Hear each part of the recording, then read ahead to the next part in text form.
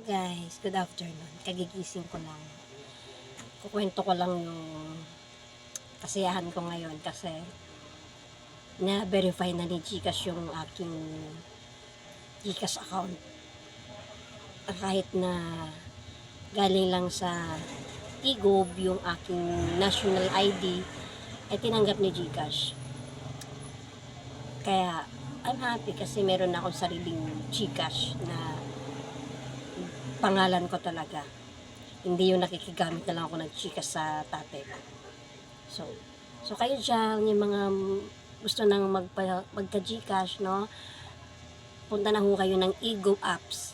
Doon nyo makikita o doon kayo pwedeng mag-print o mag-download ng national ID. Yan. Pwede na siyang gamitin sa Gcash.